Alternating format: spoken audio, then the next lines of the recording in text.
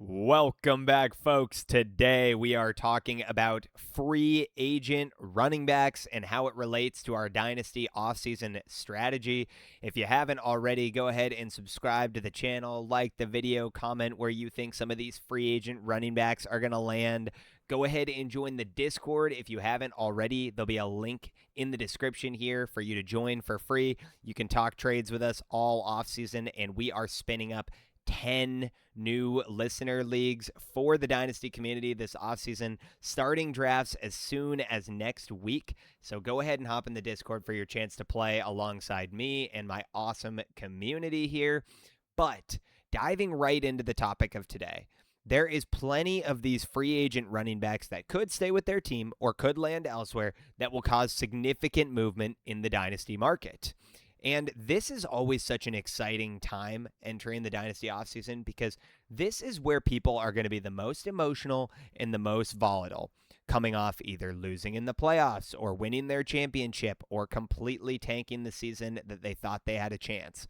You are going to have the opportunity to capitalize on potentially some players that have some uncertainty around them and time the market perfectly before their value spike. The first guy that we're going to talk about on this list is a guy who's near and dear to my heart, Travis Etienne. A player that going into this season, I was telling you to buy. I started making videos, short form, across TikTok and Instagram and Twitter last offseason. And one of my main series that started to pick up traction with you guys is my buy low candidates. Travis Etienne was one of the first guys on that series because coming off a running back 3 finish in 2023, he had a simple down year with injuries across the board on this team, an entire overhaul of the coaching staff to get one of the best offensive minds in football this year in Liam Cohen, who dished out over 122 targets to running backs the previous year before in Tampa Bay, and finds himself in a perfect storm here. This ended up the exact way I expected it to. I bought Travis Etienne myself for the 209 in one of my biggest, most competitive Dynasty leagues last year, and he just gave you a running back 10 finish. Now, this guy entering the next offseason is going to have an immediate buy window here, where until the Jaguars potentially extend him or he leaves and goes somewhere else, there's going to be some uncertainty around his value. Now, I do have his re-sign probability with the Jacksonville Jaguars at about 60%. Now, that might seem a little bit low. I still absolutely expect him to be a Jacksonville Jaguar, even though it's not 100% confidence. And that simply comes down to the cap space situation. And if you are to look at the screen here, the Jags currently have about $10 million in cap space going into the 2026 season. Now, for those of you that aren't cap wizards out there, and I'm not saying I am one, I just do a lot of this stuff, this number can change in the drop of a hat. Currently 23rd overall in cap space. They could clear cap space left and right by cutting guys, extending guys, restructuring contracts. Now, to say the cap is fake is, I don't necessarily agree with that statement, but there is so much cap manipulation that goes on in the NFL that these numbers can change very quickly. So I'm not married to that $10 million number. However, I do think that there's other needs on this team that potentially need to be addressed. And with a guy like Baishal Tutin waiting in the wings and used a significant draft pick on them last year, means that the Jags could potentially resort to using Tutin instead of bringing Etienne in if push comes to shove. Now, all that being considered, I don't think that's the case. I think where you're going to get Travis Etienne re-signing in Jacksonville on a pretty similar deal to what we saw Kyren Williams do. Pretty team friendly, about 3 years, $33 million, $11 million a year. They'll prorate the contract to help his cap number. And I think Travis Etienne will be coming back to this Liam Cohen offense. Now, understanding what he might be worth in Dynasty Fantasy Football right now is the important part, because if you are to look on community rankings right now, Travis Etienne is valued very similar to Zay Flowers, Kyle Pitts in a tight end premium, and DK Metcalf. All three of these guys that I highlighted, I would gladly be taking Travis Etienne over them. not only for the general production you got this year in 250 PPR fantasy points, another 1,000-yard rushing season to add to 3 of his last 4 years, but only having 7 touchdowns this year. And I know only sounds like a funny number on the ground. He did add 6 touchdowns in the air, which obviously helped. But that shows that normally running backs that are the first down back end up getting towards double digits on a high-powered offense. And seeing that we only had 7 on the ground here means there is room to potentially grow for Travis Etienne. Now, does that take away from some of the touchdowns that he was getting in the air? Only time will tell. But I am labeling Travis Etienne as an absolute screaming buy in Dynasty, especially if you're a retooling or contending team. I expect top 15 production out of him again next year. And for the price you're currently paying, as I mentioned, like a Zay Flowers or a DK Metcalf, I personally think the upside of having a running back is far greater. The next guy we're going to talk about on this list is Breece Hall.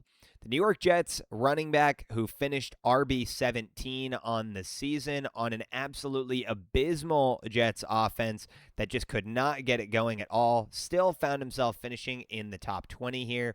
Now, after finishing only RB16 last year and 17 this year, I know some people might be a tiny bit hesitant about Breece Hall's overall production.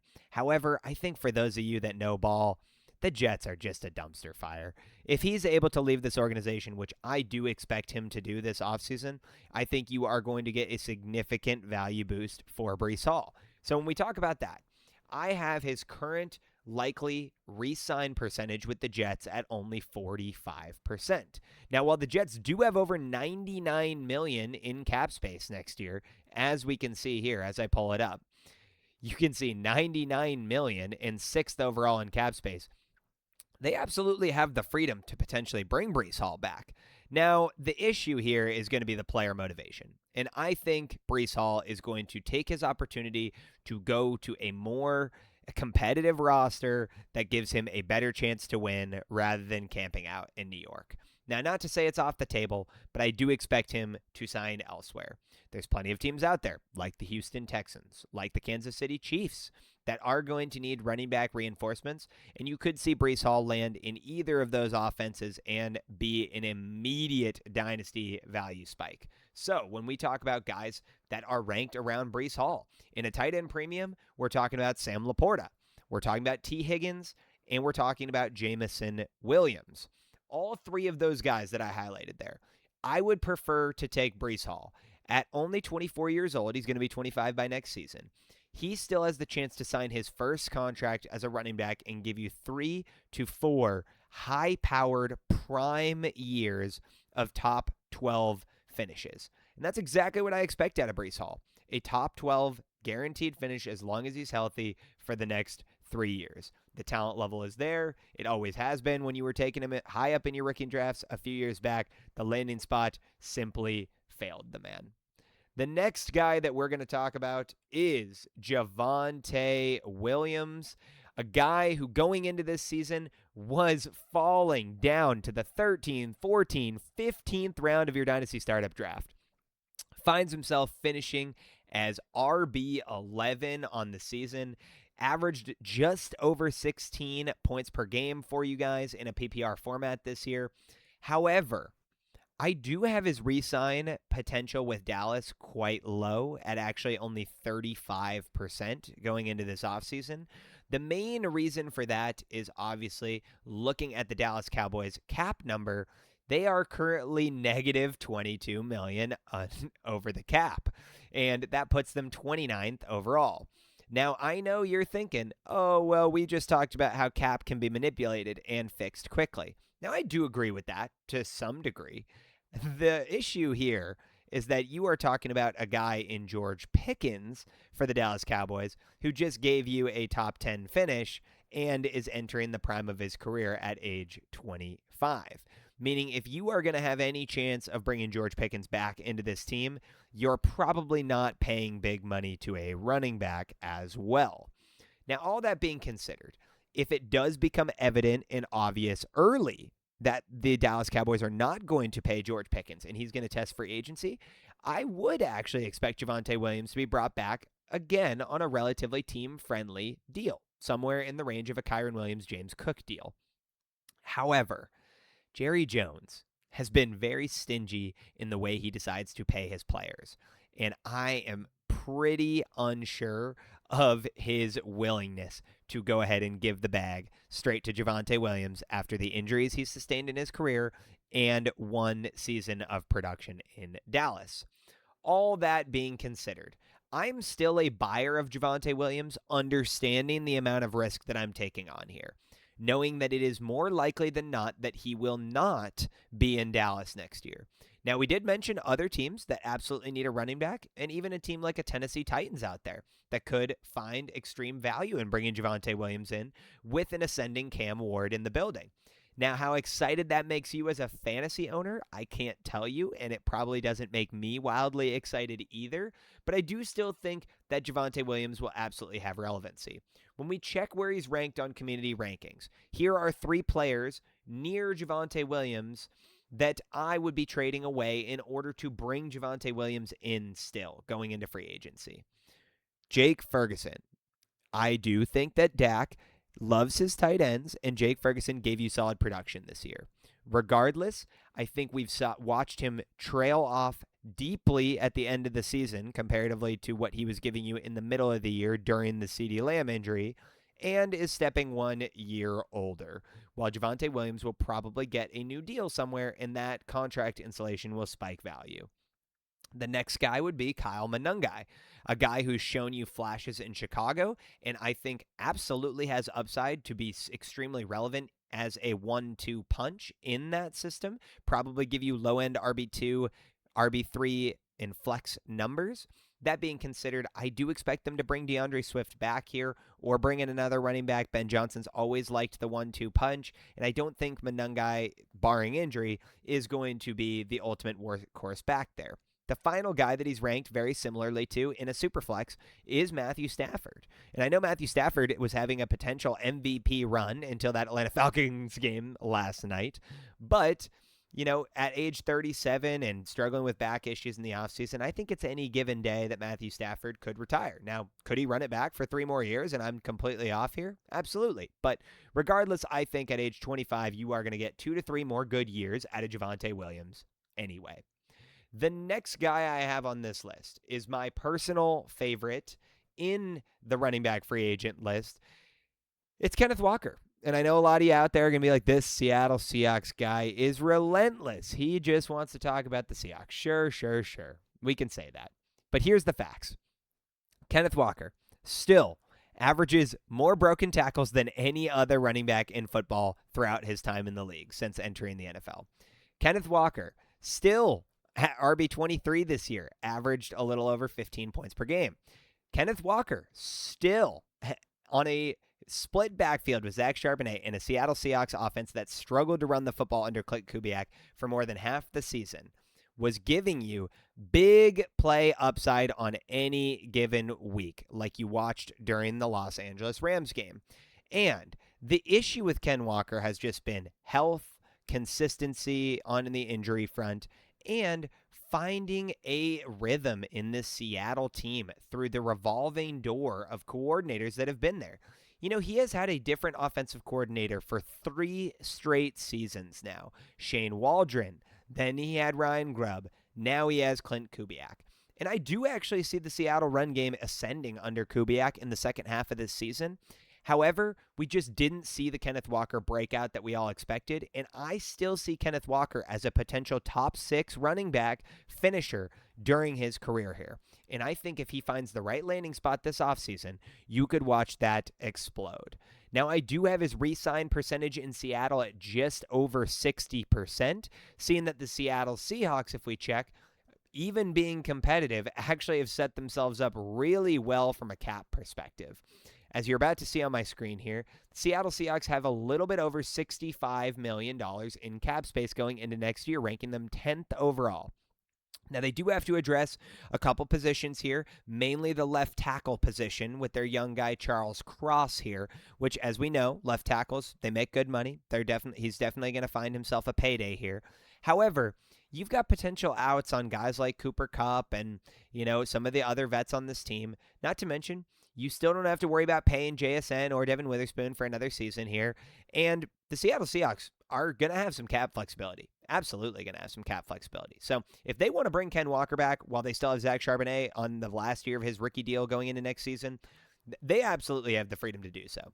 Regardless, if he signs in Seattle, he'll get a value boost with the contract insulation. If he goes somewhere else, all the narrative around him will be he's finally out of Seattle and he can fulfill his full destiny. Regardless, what you pay for Kenneth Walker today, I bet you could sell Kenneth Walker for more in about 3 months' time. So when we talk about guys that are ranked around Kenneth Walker right now on community rankings, we're talking about Javonte Williams, the guy we were just talking about, who's actually ranked above him. I would rather have Kenneth Walker than Javonte Williams. Straight up. I think the talent level is better. I think the upside speed is better. I think the breakaway ability is better. And I think that he is a more physical and dominant runner.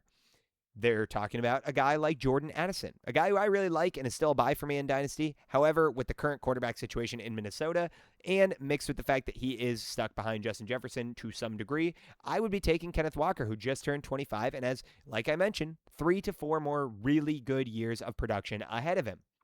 The next guy I would be taking is Kenneth Walker over Dalton Kincaid in a tight end premium. And I know that there's currently no alpha in Buffalo, and there's no wide receiver 1 there, so it might be tempting to go ahead and ride Dalton Kincaid. But I think what we've seen out of him to date is that he is a top 10 tight end, not a top 5 tight end. And I think Ken Walker still has the opportunity to finish as a top 5, top 6 running back in his career. So I would be taking Kenneth Walker. The final guy, who we've talked about plenty, is Zay Flowers. I think Zay Flowers is a consistent 11 to 14 points per game guy that will give you a floor in Baltimore, but never provide you with the level of upside that Kenneth Walker and his home run hitting ability would give you. The next guy that we're going to talk about on this list is Kansas City running back Isaiah Pacheco. And so Isaiah Pacheco, former 7th round pick, people didn't expect a lot out of him coming into the league, but he actually flashed and impressed mainly in that 2023 season where he put up an RB15 finish. Now, the key elements that came along with this season: 1, his health. He played 14 games, which I know isn't still 17, but it's a hell of a lot more than he's played the last 2 years, in 7 and then 13 this year, although losing the job to Kareem Hunt and some amalgamation of Brashad Smith in there has definitely not looked good on him. Since then, he's really just had zero consistency, zero ability to break away, zero ability to establish a true dominance in that backfield. And I see Kansas City moving on from Isaiah Pacheco this offseason. Now, when we talk about cap space, Kansas City is in the red. Kansas City is currently 32nd overall in cap space with a negative $39 million look going into next season. Now, again, this will all get adjusted. They'll get positive again. It'll be okay. However, when you are cap strapped like this, you're certainly not prioritizing signing a running back that is entering his 26 age offseason and has barely given you any production for the last 2.5 seasons. So, my re-sign percentage for Isaiah Pacheco is under 25%.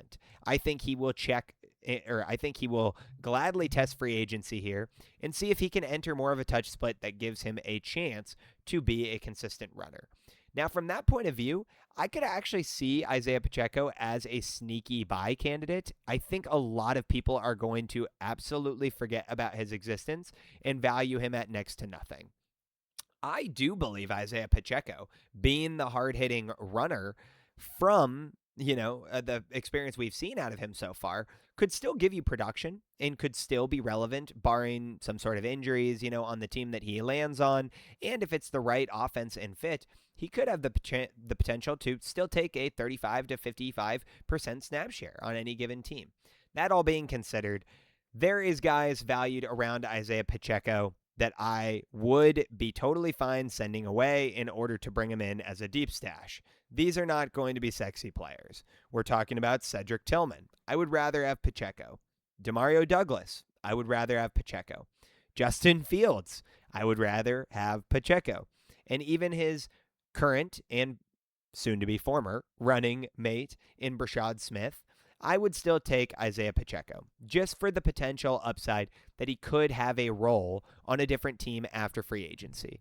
And I know a lot of you guys out there are going to be like, I don't see any reason to buy a guy like this. Well, there was plenty of guys like that this offseason, like Ramondre Stevenson, like Tyler Algier, that people just wanted nothing to do with, stuck in a backfield that was too crowded, but still gave you fantasy relevant weeks and potentially even helped you win a championship down the line. So having handcuff running backs or deep stash running backs is never a bad thing on your dynasty roster, which is why I highlighted when we talk strategy, rather than holding guys like Cedric Tillman or Demario Douglas and just letting them rot away there, hoping for some chance of potential relevancy, I would be stashing running backs more than I stash wide receivers.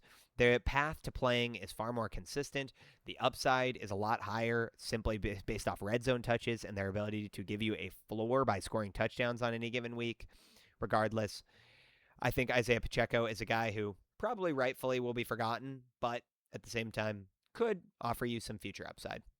The next guy on this list is, if you've already watched my buy videos for the offseason, you've seen me talk about him plenty, in Tyler Algier. Now, Tyler Algier is going to give you a running back 38 finish on the season. He actually ended up giving you just over 120 PPR fantasy points this year, and definitely has starter upside for the future. Just turning 25, going to get his first running back contract, stuck behind Bijan Robinson the last few years. Algier is a absolute dog, and he is a true power back that could be a serious red zone upside player. I'm talking about a potential Jamal Williams from the past, a potential Mark Ingram from the past, a guy that could siphon you 12 to 14 touchdowns in a season. We're talking prime David Montgomery. That is Tyler Algier's upside. And while I don't know if I see him as a true workhorse back, as a full-time starter in the immediate, regardless of where he signs, I absolutely think that he could give you RB3 or flex-worthy production on any given week. And those type of players, especially in a start 11 format, hold extreme weight and value. Now, I have his re-sign percentage in Atlanta at just exactly 50%. Okay, so it is an exact coin flip on if I expect him back in Atlanta or not. And the main reason for that is, again, if we look at the cap space number here, they currently only have $5 million in cap space entering the 2026 season, placing them 27th overall. Now, again, I do expect some of this to change, like we've highlighted so painfully during this video. But regardless, already having Robinson under contract and knowing that his payday is also on the horizon, I would imagine the Atlanta Falcons are going to be slightly hesitant to pay big money to multiple running backs on the roster, with all the other current holes and issues they have, even surrounding their quarterback room, with Kirk Cousins being on that contract and Michael Penix still ironing himself out and coming back from another major knee injury that he's had multiple in his career. All to say, I have him at a 50% re-sign rate, most likely testing free agency and landing elsewhere. And if this man were to land on the Houston Texans, on the Kansas City Chiefs, on the Tennessee Titans even, or finds himself in Chicago, maybe even in Seattle if Ken Walker walks away, you could be seeing some serious upside for a guy like Tyler Algier. And so when we talk about the community rankings and things that he is valued similar to, we're talking about Elijah Arroyo. I'd way rather have Tyler Algier, a mid-28 second-round pick. Give me Tyler Algier, and I will just ride that production. Jalen Coker, I would rather have Tyler Algier. Coker is already stuck behind Tedero McMillan, a potential another weapon that's going to be added this offseason. Xavier Legette for the believers and non-believers out there. I just don't see Coker's path to be ever giving you the level of potential scoring that a Tyler Algier could if he lands in the right situation and is a true goal line back, which is absolutely in his wheelhouse.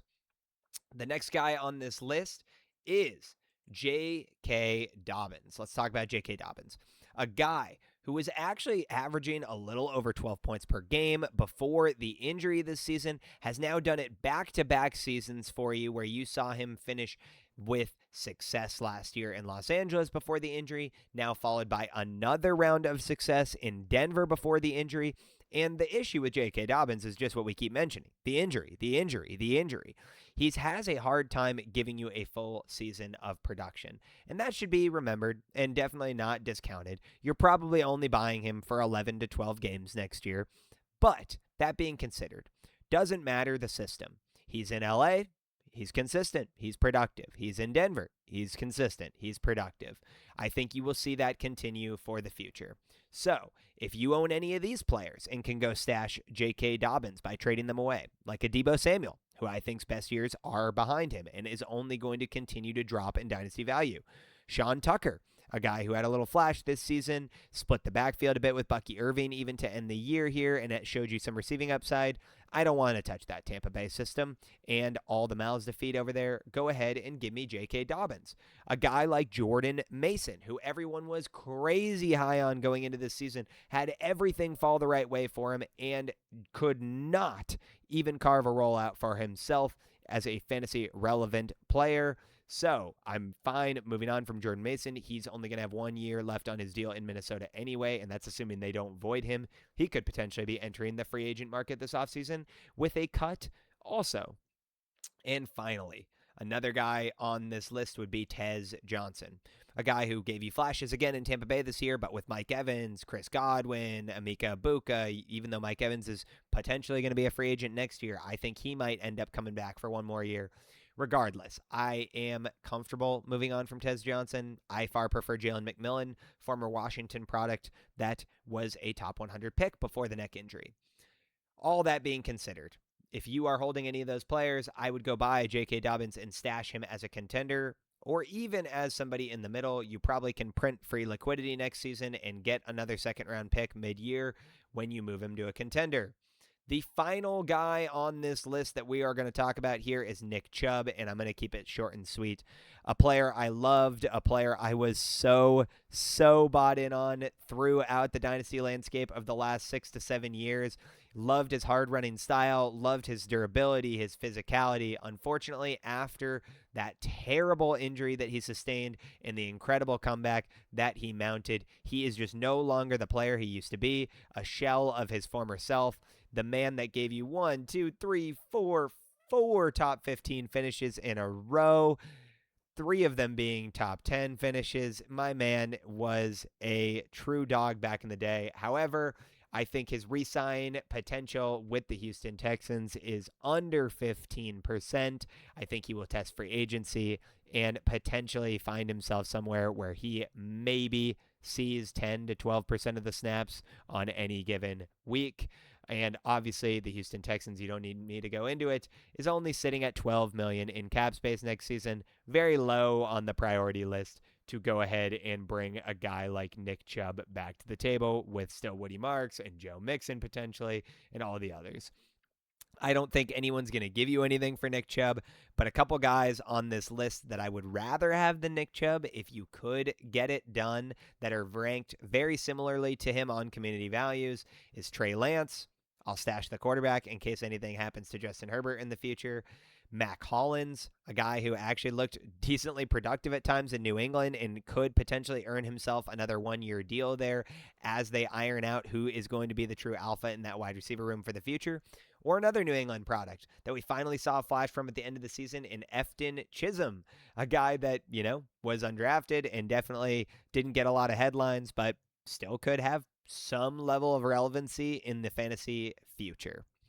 All that being considered, guys, thank you so much for coming along today as we explored the running back free agent side of our Dynasty offseason market strategy videos. We are going to do tight ends, wide receivers, quarterbacks, all under the same topic this week. So make sure you're subscribed to the channel and don't miss out. If you are looking for a chance to play in a Dynasty League with me and my awesome community, like I mentioned, this is your chance to join the Discord, totally free. Click the link in the bio here. We are building an awesome community. If you guys feel so inclined to support me in other ways by visiting my website, dynastypricecheck.com, and getting yourself a roster review or a roster breakdown, we are in partnership with the San Diego Food Bank through our radio show on San Diego Sports 760 every Wednesday to donate meals to them and families in need. So if you want to support the website, we are going to have a portion of the proceeds go to that as well. If you want to check out the community hub page on the website and join up on my Patreon so you get more access to me, my Dynasty Price Check hotline, so you can ask me as many questions as you want, get a monthly strategy session to break down your roster and understand everything going on in your league economy. I am there to help you along the way. All that being considered, thank you guys so much for coming along today, and I will see you in the next one.